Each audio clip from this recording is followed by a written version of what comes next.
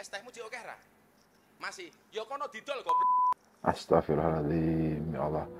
Ini orang udah kerja capek-capek, hujan-hujan, masih dihina-hina juga. Nah, yang hinanya juga katanya mau balik lagi. Ya Allah, ini berapa hari ini kita mendengar hal tersebut ya. Tapi kalau sahabat Republika ingat, ini jauh sekali dari akhlak Rasulullah SAW.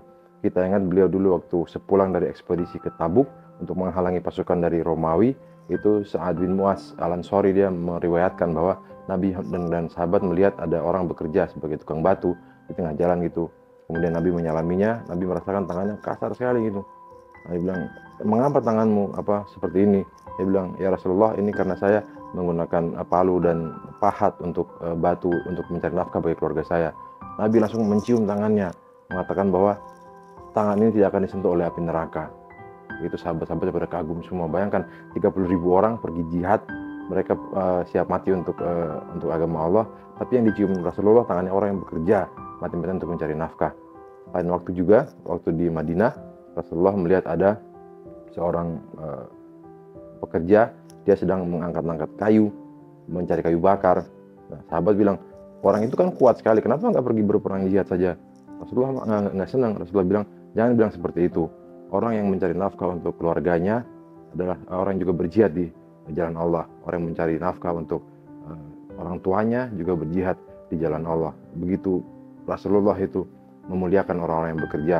Jauh sekali dari yang kita lihat contoh dari Samu Balik itu dua hari belakangan ini. Nah, tapi yang bersangkutan sudah minta maaf tentunya. Tergantung yang merasa terhina untuk melakukan tidak. Tapi perkara ini sebenarnya tidak sekedar soal hinaan terhadap penjual tersebut.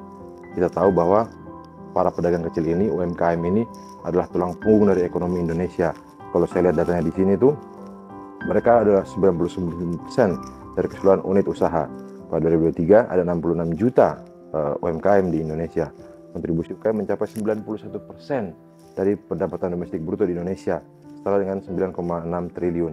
UMKM menyerap sekitar 117 juta pekerja atau 97% dari total tenaga kerja. Nah, tapi sejauh ini mereka sukar sekali naik tingkat dari usaha kecil, terutama pedagang kecil seperti yang dihinakan itu. Mengapa? Karena mereka suka mendapat modal. Sejauh ini, tahun kemarin misalnya, cuma ada sekitar 19,36% rasio utang bank yang lari ke UMKM. Nah, ini mengapa kemudian persoalan ini bukan sekedar soal hinaan. Ini soal bagaimana kita mengambil sikap terhadap para pedagang kecil, bagaimana kita berupaya mengangkat derajat mereka. Bagaimana caranya? Mudah, kita bisa membeli mereka punya dagangan. Oke, kita bisa membuat batagor yang lebih enak, kita bisa membuat es yang lebih segar, tapi sekali waktu apa salahnya kita keluar kemudian kita keluarkan uang untuk membeli mereka punya dagangan. Dengan demikian kita menghidupkan UMKM sekaligus menjaga tulang punggung yang menjaga Indonesia, bukan justru menghina mereka. Ingat, Rasulullah pernah bersabda, carilah aku di antara orang-orang lemah kalian, karena orang-orang lemah itu yang benar menjadi rezeki kalian dan akan menjadi penyelamat dan penolong kalian. Saya Fitran Jamzami. Assalamualaikum warahmatullahi wabarakatuh.